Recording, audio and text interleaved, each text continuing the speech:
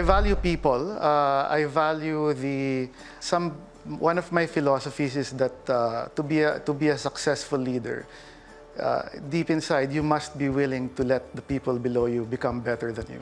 I thought that it would be a hindrance to his development if he were to automatically become my successor. But through my wife, who told me that he had some interest in, I was delighted to learn that he was interested. Although I had misgivings about his being a student of Ateneo, which to this day I abhor because I came from LaSalle.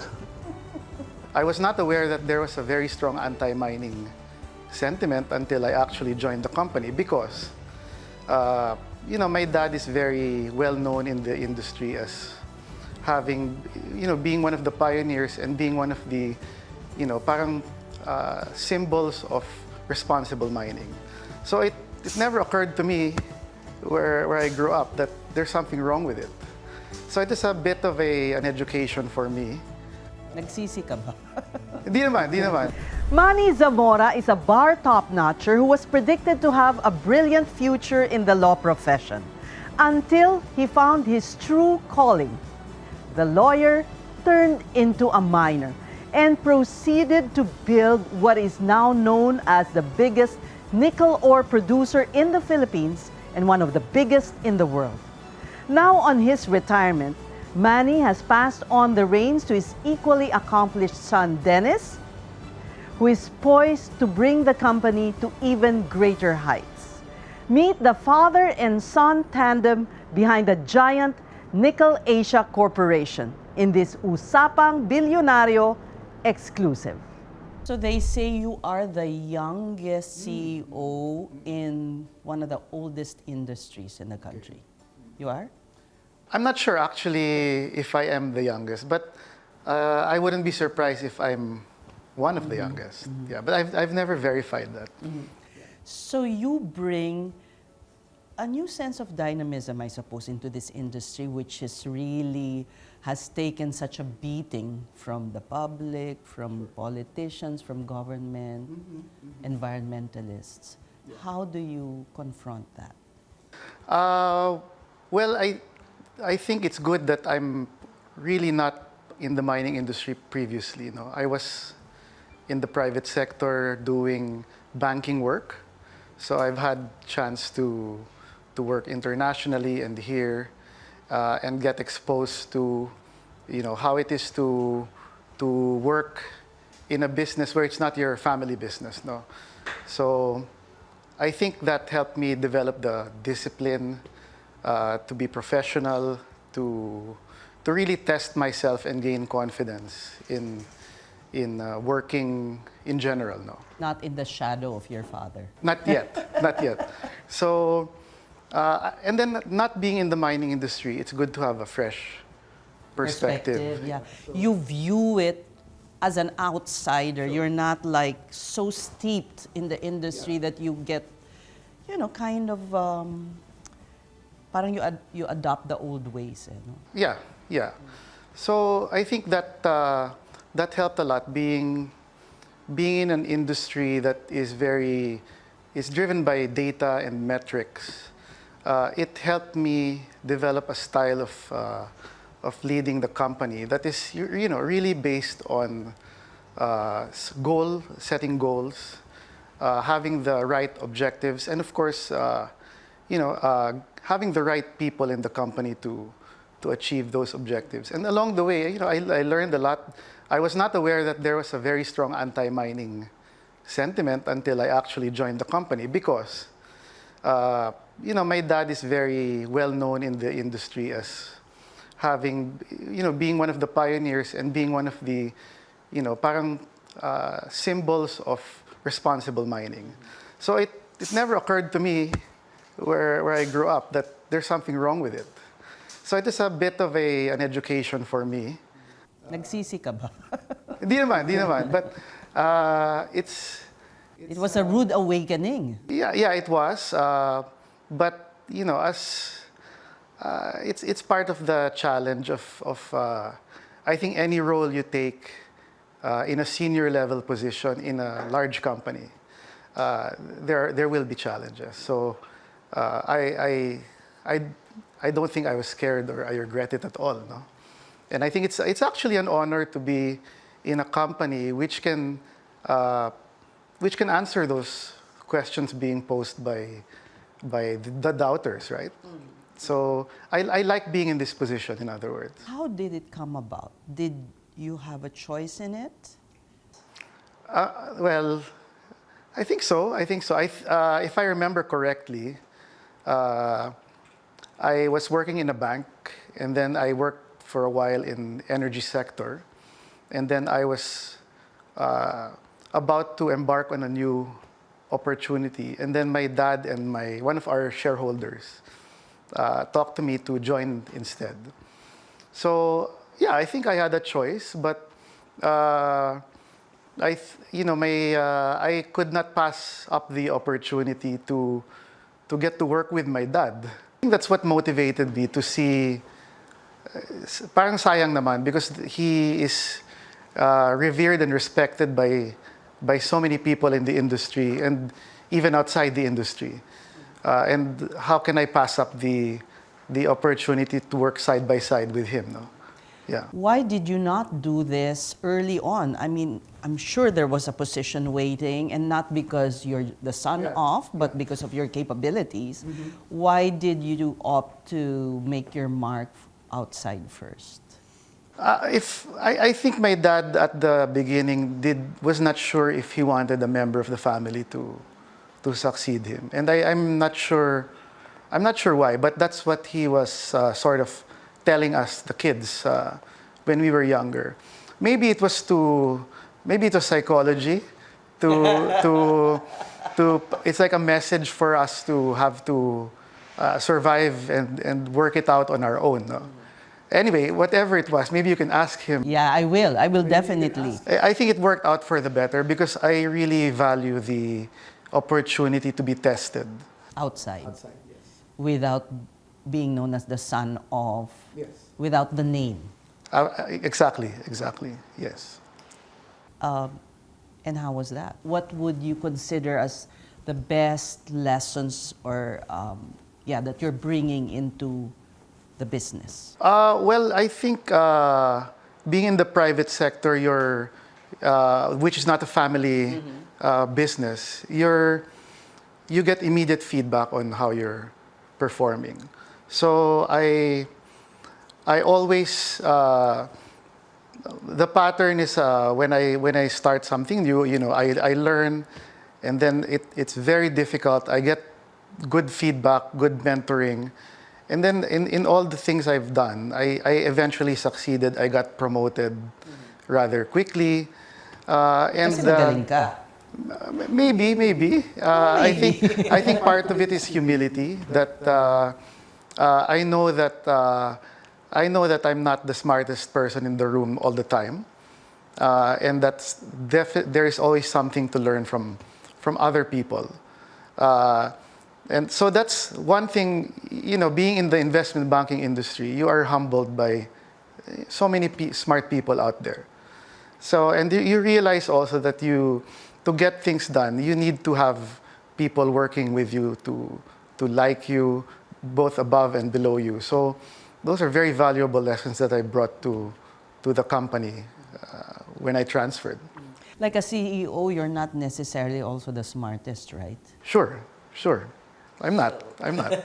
So you value expertise, I value people. I value one of my philosophies is that to be a successful leader, deep inside you must be willing to let the people below you become better than you.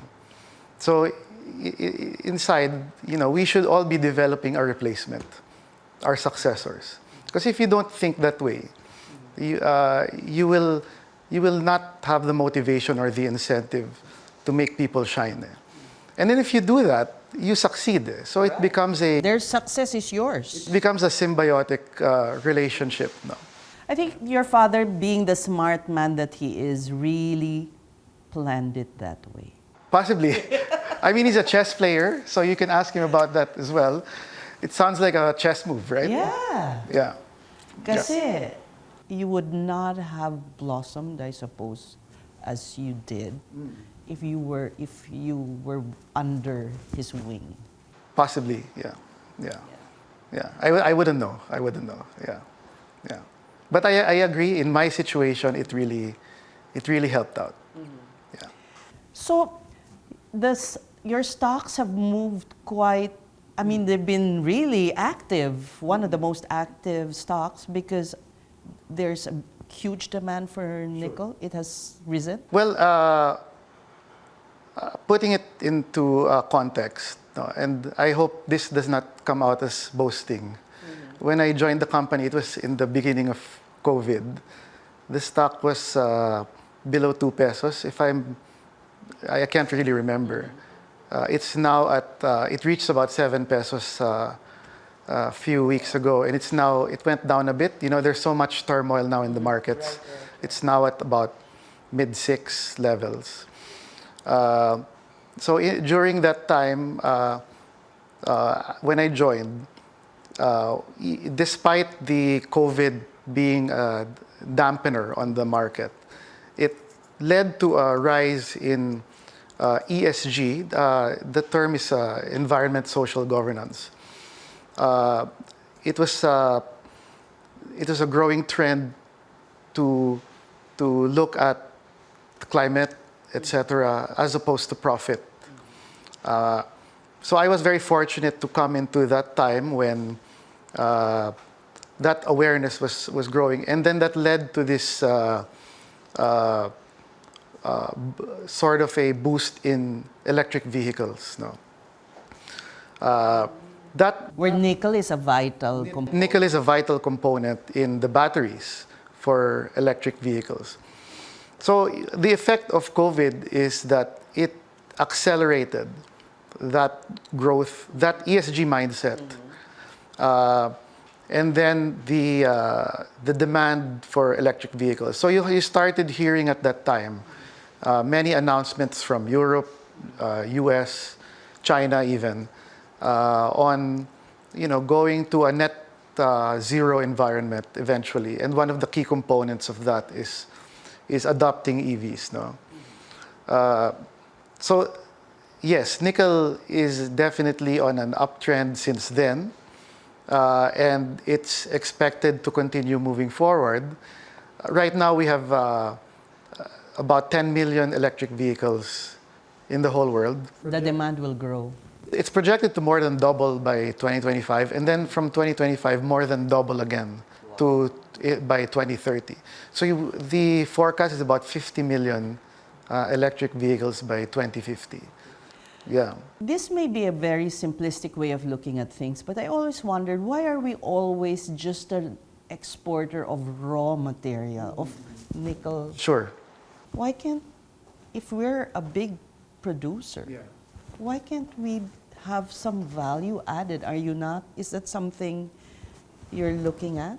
Well, fortunately, our company, we already do the processing for 2 operations. When was this step made of having additional processing? The first one we commissioned in 2005, and we spent about $500 million together with Sumitomo. The next plant was commissioned sometime in 2010 or so. And then that's why we IPO'd in 2010, was to fund our share in that plant. That was a very expensive plant. That cost us about $1.6 billion It's a huge... double the size. So now we have 2 processing plants in the Philippines where our company owns a minority stake in each. No?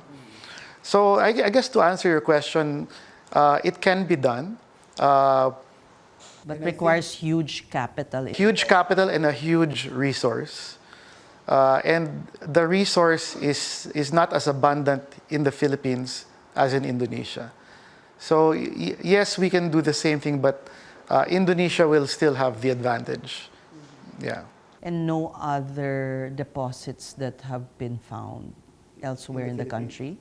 Well, we think there are a few, less than a handful. And one of the large deposits that can potentially be developed is the one that we made an announcement on last Feb 17.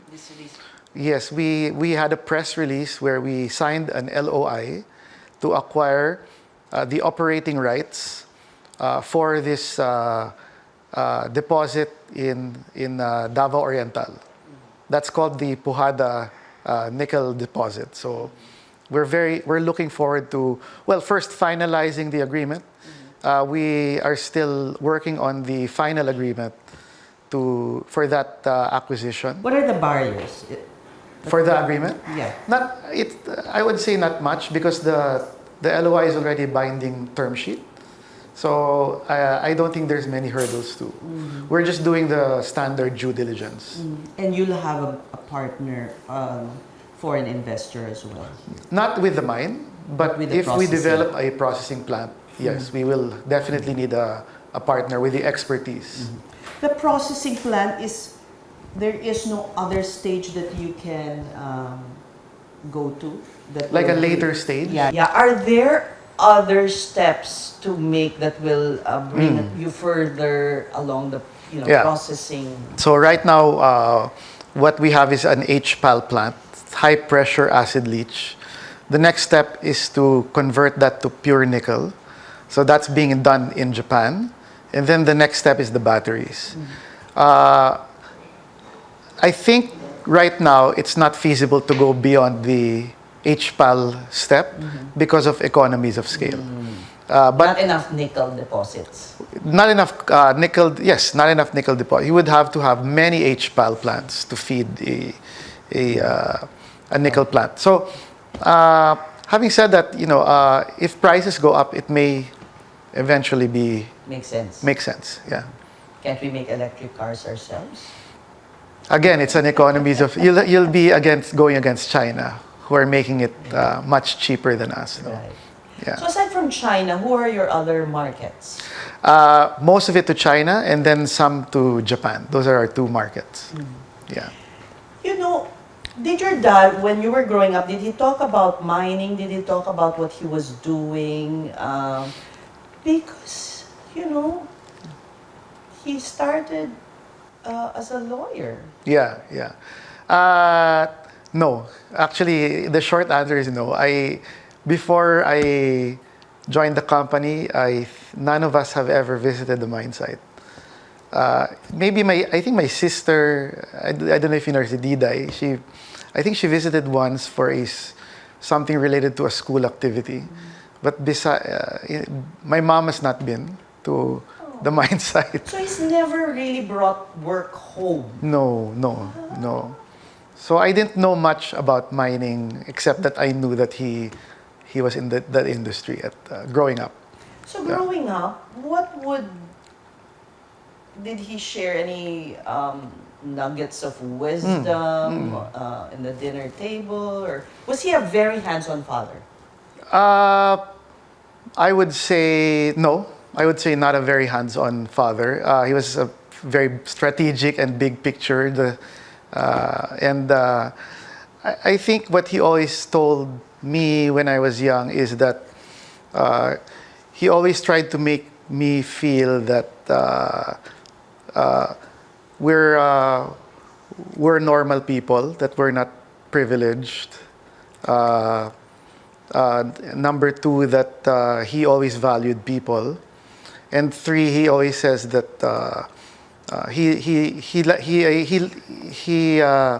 he appreciates the idea of paying people well, because that's the job of the company, to support people and the community. So it was really never about profit. At least the conversations we would have at home was not about making money. But I made this much money. No, so it never somewhere. occurred to me as a lucrative business. Why? Because it was not discussed That's not how he contextualized his, his occupation. That's how he became such a wealthy man. Yeah, but we didn't know that until we were more aware later on. No? Maybe, yeah. Plus, you come from a storied family line. I mean, you had the senator, who was that who served as a protocol officer with the president? My grandfather. My grandfather. 9 presidents in a row? Yes. My father's father. Manuel Zamora also. Was it very formal at home? Well, first of all, I never met my grandfather because he passed away about the time I was born. Okay. So, But your father must have been raised that way. well, yeah, I think they're very, in general, a bit formal.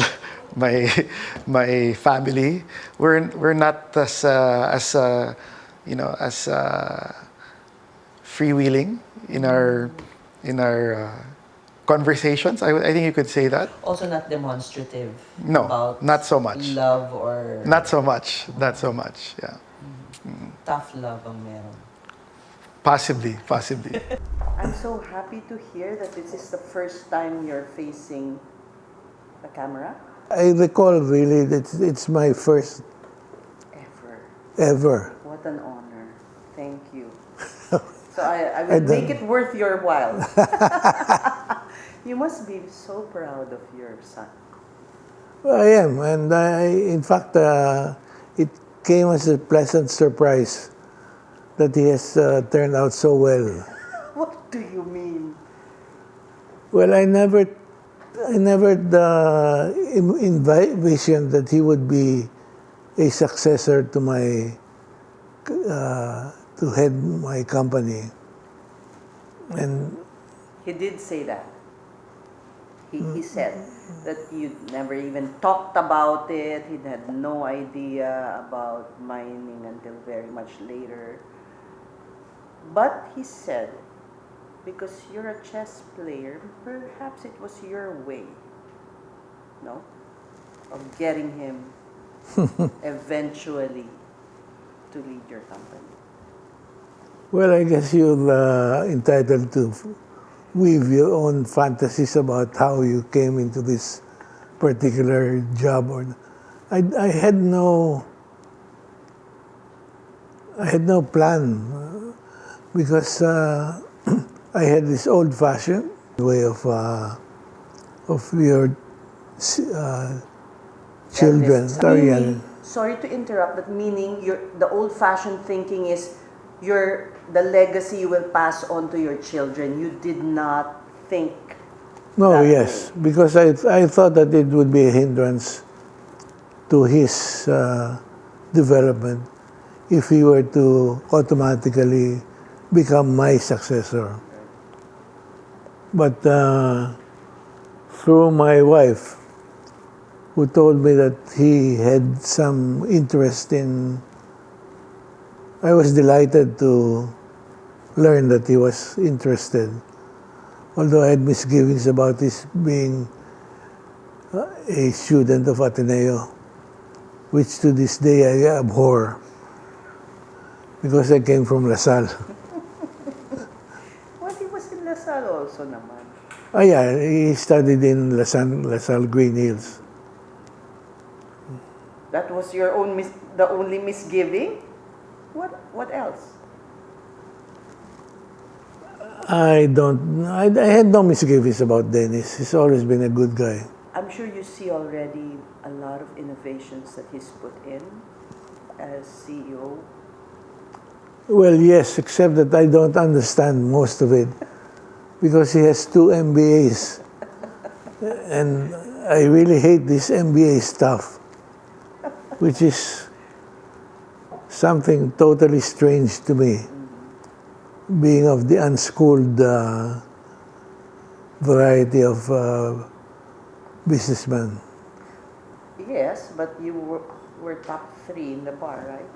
Doesn't matter because it doesn't train you to become a good manager, for example.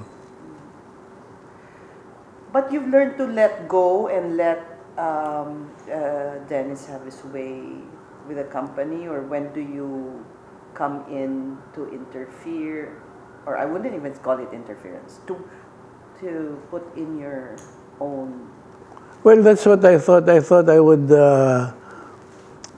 retain some measure of control over him, reserving for myself the right to interfere and to change. But it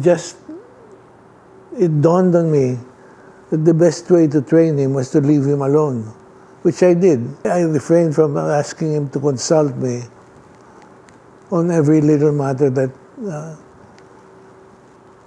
fortunately it turned out to be a good experiment, because people started telling me that what a wonderful manager Dennis was. In the last couple of years? No, it's only been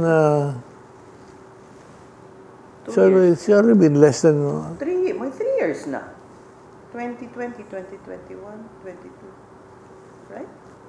yeah, I don't know. My brother is kibitzing there, which makes me nervous. Why? Because he's the expert in our, In communications. yeah, always see him on TV. Yeah. You're not doing so badly, don't worry. Oh, thank you. So you're saying that, how did it happen anyway? It was by accident? It could be costly, kung mali.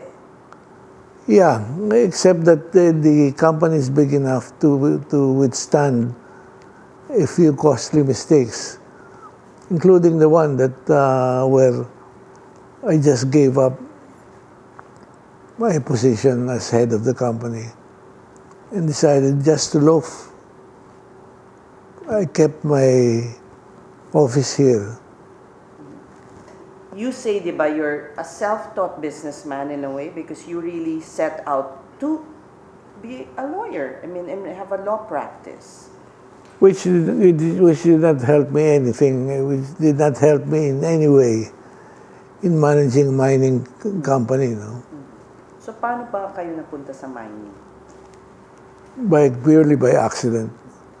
My life has been a series of accidents, fortunately to my advantage. So how? How nga? Puro chamba. Merong nag-alok na magsosyo kayo o paano? Well, it's Sa mining? Sa mining, it's a long story, and it was my patron, my Leonidas Virata, who brought me into mining. Not related to Cesar. He was related to Cesar. He was the uncle of Cesar. He was the brother of Cesar's father. So you're saying you were mentored by him in mining? Well, no, because he didn't know anything about mining either, no. So he mentored me on life, on everything else, no. He picked me up when I was jobless and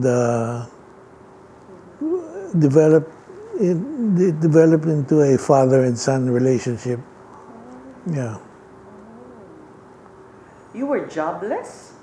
How could that be? Well, at that time I was working with Fanny Chinova, who you know as the Secretary of Finance under Makapagal. So, when I was orphaned, when Fanny Chinova died in an accident in France, he sort of asked me,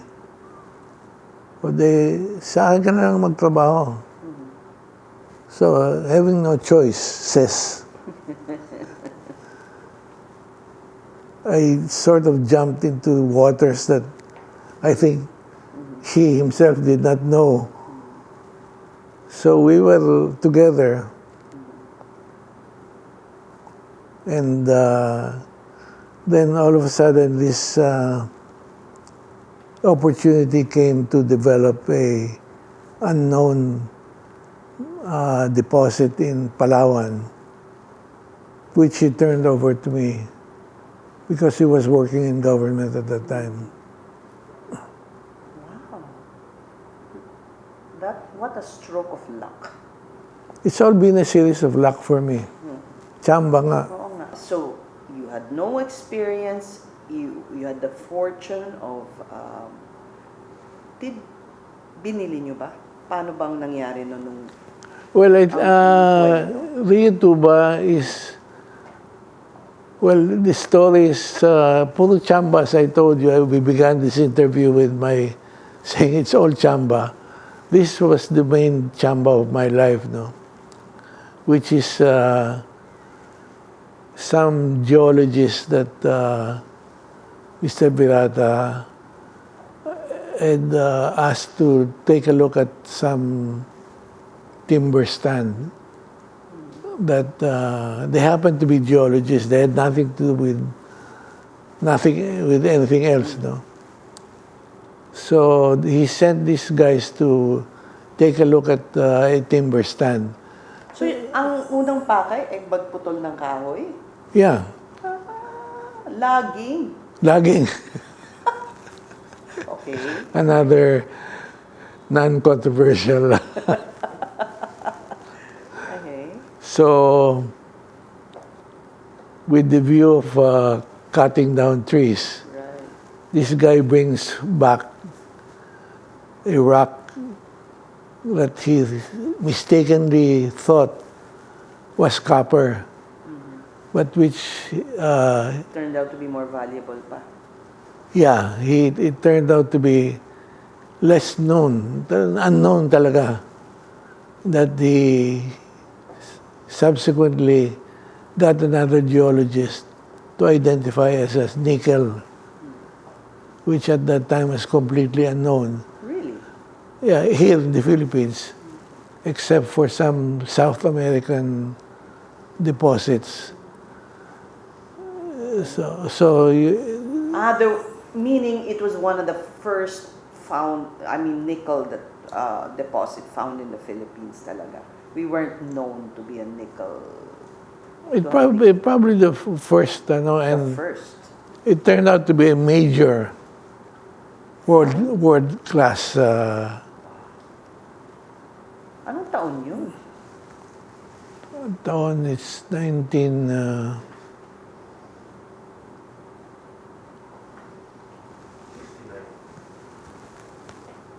What did you say? 69? 1969? 69? Basta 69, nahanap niyo to. Wow, did you feel, what was the feeling? Parang jackpot? Ganun agad? Hindi. Hindi. Because at that time, if you even had the semblance of what was about to happen and what would happen, because here, we've always worked under a hostile government. But look at you, you've managed, as you said, under a hostile government, church, to grow NAC. Because Paano we've done a lot of good. In fact, the statistics won't lie. It's and our approach has been to invite people who still have not developed their own biases to just visit our mine site. In fact, it's funny, these bishops are so...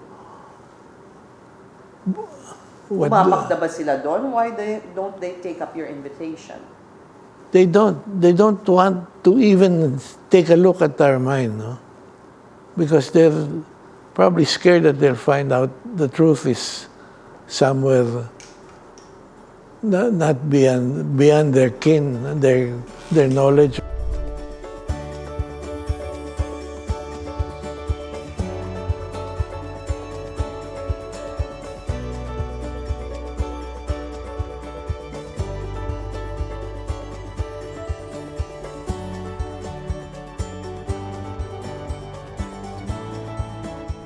So there is such a thing as responsible mining.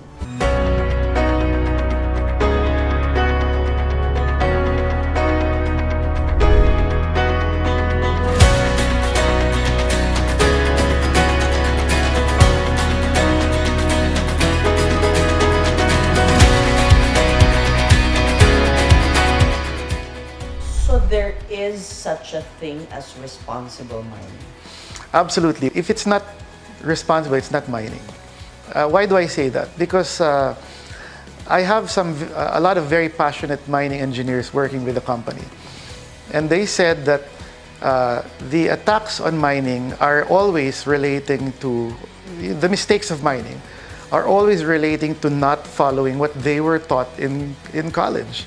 So if you went to UP School of Mining Engineering, they will teach you the proper way of mining.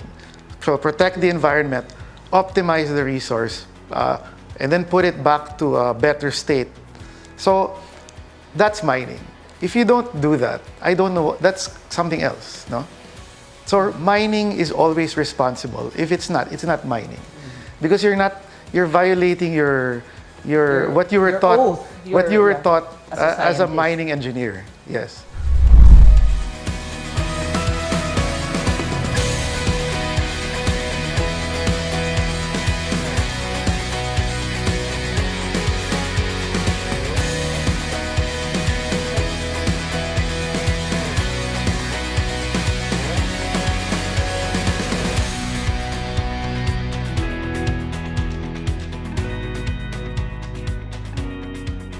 So ito ang isa sa mga ine-export mula dito sa Rio Tuba. Ito ang saprolite. Ngayon, ang nangyayari dito may manual sorting na nagaganap kasi yung mga malalaking bato tinatanggal at ito ay pinapatuyo bago siya mapadala sa China at Japan. The source of the billion peso earnings of NAC.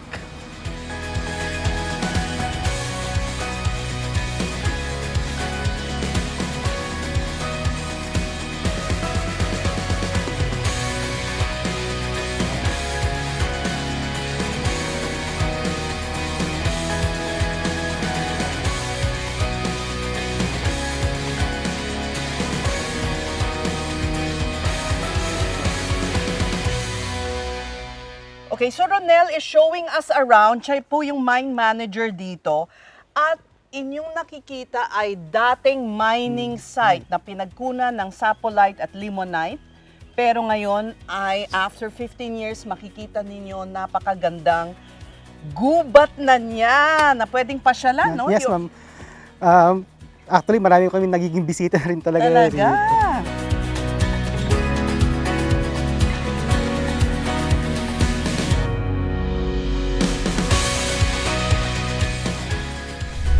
Engineers are hard to come by na daw. Sure. But fortunately we have some of the best in the country. Because you pay them well. Yes. Because that's why they're attracted to go abroad, is because they have really good salaries. We pay them well, and we treat people in general with dignity and respect. Yes. So how many does NAC have? Employees. Oo. We have over 2,000 regular employees. Yeah, and then it becomes a much larger number depending on the season. Yeah. Why? So, Because of we have a seasonal mining process, so there are times where we have to hire people during the peak times. okay, so pasukin na natin yung mining. Sure, And sure. its relationship to the environment. Sure. It may be ironic in a way because you said that the demand for nickel has grown because of the consciousness about climate change. And EVs, yes. And Electric vehicle. vehicles. But on the other hand, you're extracting all these minerals that environmentalists or even climate change Yeah. advocates Yeah. would frown upon. Sure, So how do you square this? Well, my technical scientific answer is that JB and my team we have a net zero carbon target. So By that what? By what year we target? By 2050. So we will address at least the scientific part of it by not contributing to carbon emissions in the. Now, The practical part of it is that we restore the environment to a better condition than when we left it. So nickel laterite is not suitable for growing trees. So you'll notice in a mine site the trees are very small, and if there are any at all. They're bonsai. Yes. They're beautiful. Actually. But we restore it, and then you have a forest after we leave. And then the government requires us to plant 100 trees for every tree that we cut, no?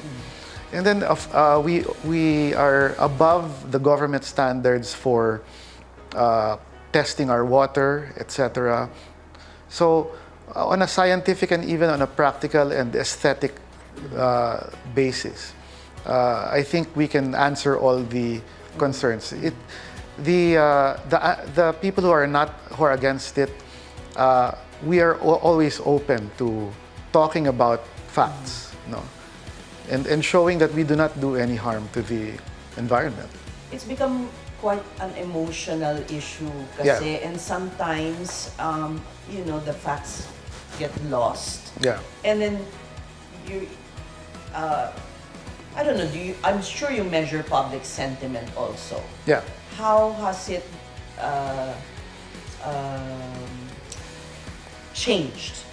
Mining sentiment is still a bit negative in the country, and I think that it's not fair because a lot of the attention is on the small scale and sometimes illegal mines and not on the large scale. And I think media attention is on those specific projects. I think there should be a focus on large scale mines who actually follow and exceed the law. Within our communities, the acceptance of mining is very high. And so there's a disparity between impacted areas and the country in general. So I think that one of the challenges of the industry is to market ourselves better, especially the large-scale mining sector. And that's been absent. Yes, I can only speak for our company. You know that my dad and me and my uncle were a bit quiet. So I think that has to change a bit. Why is that? The industry in general, I guess there's a fear that there'll be a backlash even if you're trying to lay down the facts. Yeah. I'm not sure what the industry, so I can't really speak to why the industry in general. But for our company, I guess we were more concerned about doing the right thing with our small sphere, no, that we did not really take into account the marketing. And I think it's more of it has something to do with the personalities of the founders, no? And that's why we have people like JB to help us spread the word, no? And there's really nothing we are hiding. And any conversation about it, we're very open to talking about it. It's the Catholic Church that has always been anti-mining, probably influenced by the church leftist leanings. There are a lot of bishops that are totally militantly against mining, and without any recourse to reason or any kind of rationale form, except that they probably were influenced by leftist South American experiences where the regime would be abusive and be close to mining companies. For me, it's no rational at all. In fact, you can do a lot of good for the. For instance, in the case of Palawan, our first mine anywhere, the Rio Tuba nickel mine in Batarasa, Palawan, has transformed what was a malaria-ridden area into the #1 municipality of Palawan. Really ba? #1. Talo pang El Nido, talo pa ang... Wala. Aside from the carbon emissions, what about the supposed waste leaching or whatever that into the water system? Okay, well, no, so leaching is for the plant, but the first It's from the plant. so That's the waste. that doesn't go into the water system. The issue is our silt. So when there's rains, there's silt. Okay. So we have silt dams, silt ponds to catch it So and it to doesn't go into the river? no, so eventually it does when you remove all the soil, no? And the minerals. What goes eventually back to the water is just clean water, and then we have testing points, which are all compliant with the government standards. Yeah. No. You've also a partnership with Shell for Yes. Yes. Is this now your own project? I mean, it was after your father. Yes. That started. I would say about 5 years ago, when solar energy was not yet the in thing. It's a company called Emerging Power, and we started with a project in Subic, and it's now a 100 megawatt plant, which we will increase to 170 this year and eventually to 200. That's owned by Emerging Power, which is almost 100% owned by NAC, by Nickel Asia. That company is forming a joint venture, has formed a joint venture with Shell. It's called Greenlight. And the target of that company is also to do solar projects. And the target is to do about 1 gig of power by 2028. Wow, so that's in addition to what we have at EPI. Why partner with Shell? What's the reason? Number one, capital. Solar projects are very expensive. Number two is the Shell actually takes a lot of our power. They purchase a lot of it. They have What the power produced now in Clark? Yes, and future projects, they have right of first refusal to purchase our power. They have a... For what purpose? Well... For their plants? For petrochemical? Well, at first, they have a RES, called a Retail Electricity Supplier license. So they can sell to retail... They will be like an independent power producer. Well, they're sell to the grid. They sell to individuals, okay, to smaller customers. Why not do that yourself? Because our specialties in the upstream, the generating power, not on the retail side. But I learned recently, and with a lot of Shell announcements, they're building a network of EV charging stations in the country, and it's very interesting. So they have committed to supply their EV charging stations with pure renewable energy. So From you? Most of it will come from us. Yes. So that's very interesting, because that's why you go into EVs, no? Yeah. It has to be from the source, Correct. no? And where will you charge? If you charge not from solar, then you're charging from a coal plant. Right. So correct. does not achieve the objective. Yeah. You're not interested in that business? Of Charging. charging. The charging, Not yet, but we're open. Our two businesses, nickel and renewable energy, are both strong in ESG and contributing to climate, the climate situation. I think anything along that line is of interest to us. The entry into renewables was preceded your entry into the business. No, I was there already. You. I Did you drive that decision? Yes, I was involved. I was not the president of that company because I was not the president of NAC at the time, but I was, in the middle of the start of starting that business. Yeah, and we made a conscious decision at that time that it was a good business to be in because the future of we believe that the future of energy in the Philippines should be clean energy, and that there would be a crisis if if renewable energy is not part of the solution. We believe that firmly then, and our assumptions are being, confirmed today. Yeah.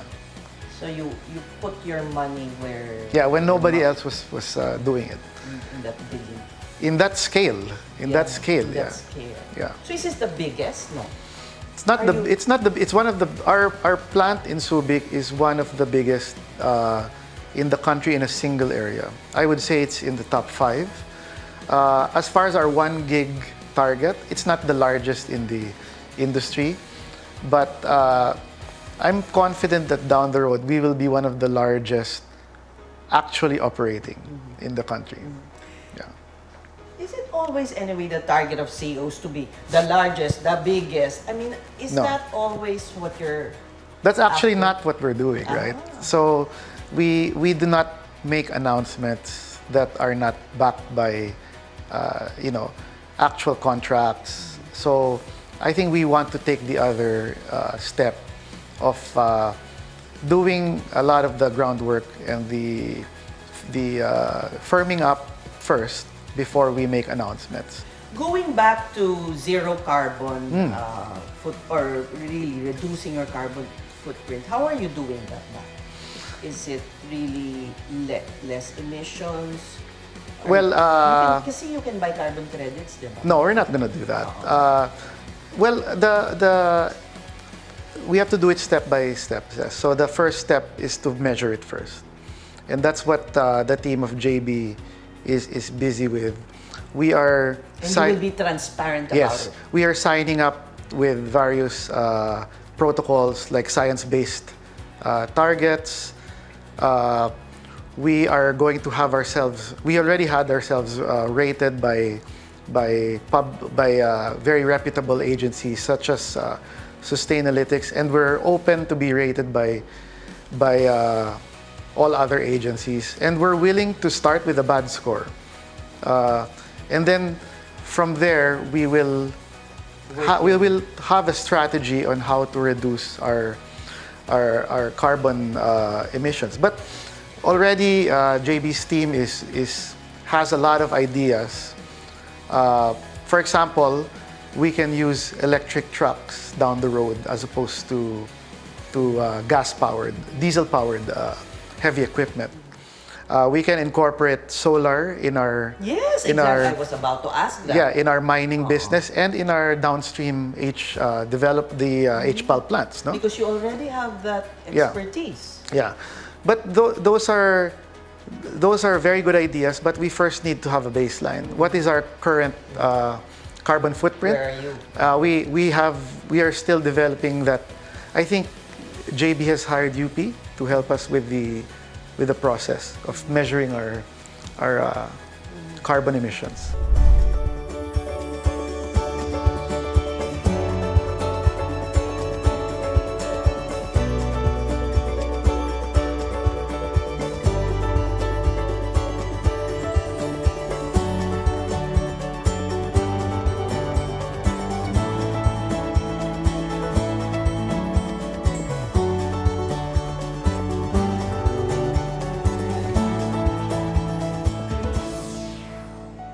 Next week on Usapang Bilyonaryo, Part 2 of the Metal Tycoons.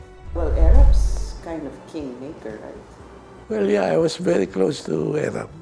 So how did you help him win the presidency? Now beats me, no? You agree. You said you helped. I did help. Oh. Well, for instance, I handled these finances. Did I get myself into trouble? Campaign finance. Campaign finances, yeah.